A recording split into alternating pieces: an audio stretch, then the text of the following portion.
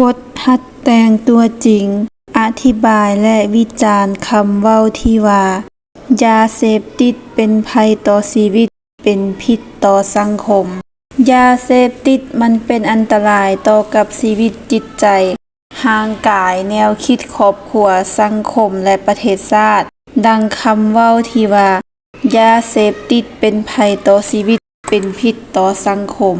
แม่นแล้วยาเสพติดแม่นสิ่งที่เป็นอันตรายต่อคนเฮา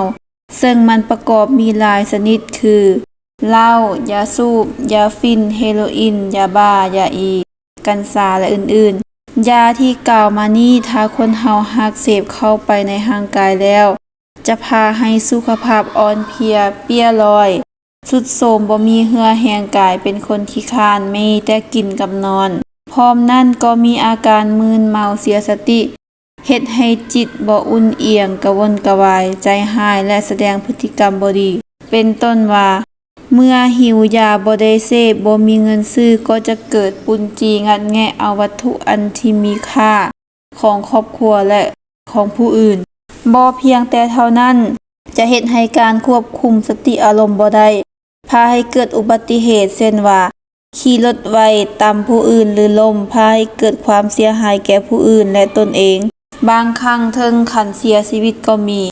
นี่ก็แสดงให้พวกเฮาเห็นอย่างจะแจ้งว่ายาเสพติดเป็นภัยต่อชีวิตของคนเฮานอกจากปัญหาที่กล่าวมาข้างถึงนี้แล้ว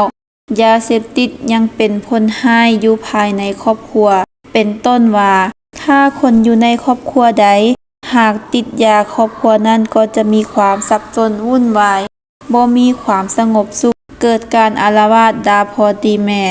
ด่าอ้ายตีเอื้อยทำให้น้องให้แรงไปกว่านั้นก็เกิดการฆาตกรรมขึ้นก็มีเป็นผลเฮ็ดให้สังคมและประเทศชาติบ่มีความสงบบ้านเมืองเกิดมีนักเลงอันธพาลมีคนกิลักงันแงะเกิดปุนจีฆ่าเอาเครื่องของ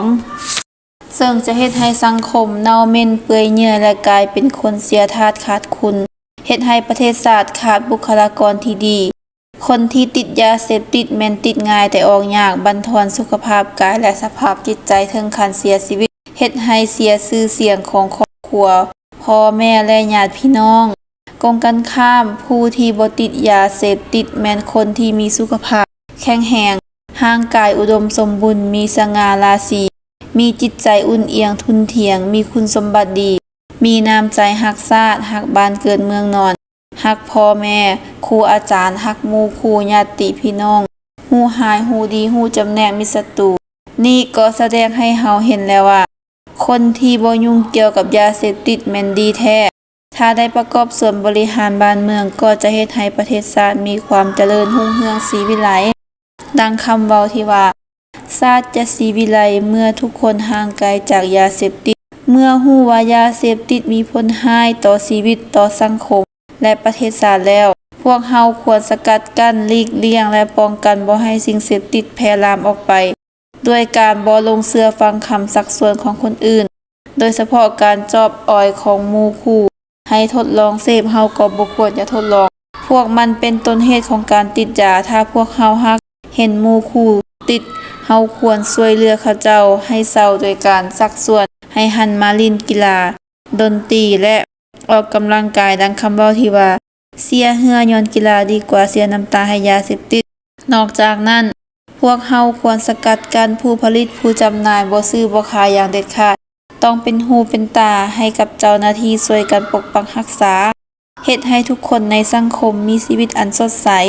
เฮ็ดให้สังคมมีความสงบสุขและเจริญก้าวหน้าพวกเฮาเป็นนักเรียนยิ่งมีความสำคัญหลายเพราะว่าอนาคตของประเทศชาติได้ฝากฝังไว้นำสาวหนุ่มนักเรียนนักศึกษาผู้ที่มีความรู้ความสามารถมีคุณสมบัติดีและห่างไกลจากยาเสพติดเพื่อมาสร้างสาพัฒนาประเทศชาติผ่านการอธิบายและวิจารณ์คำเว้าที่กล่าวมาข้างถึงนั้นแม่นถูกต้องที่สุดเพราะว่ายาเสพติดมันเป็นปัญหาใหญ่ของโลกมันกำลังทำลายชีวิตจิตใจแนวคิดสติปัญญาและร่างกายของคนเฮาจนถึงขั้นเสียชีวิตอีกทางจะพาให้สังคมและประเทศชาติจมลงสู่เหวลึกแห่งความมืดมัวดังนั้นพวกเฮาเป็นนักเรียนควรหลีกเลี่ยงและสกัดกั้นสิ่งเสพติดบ่ให้เข้ามาใกล้อย่างเด็ดขาดคัดจากปึ้มบทหัดแต่งตัวจริง ของอาจารย์เซียวสวะสิทธิโสม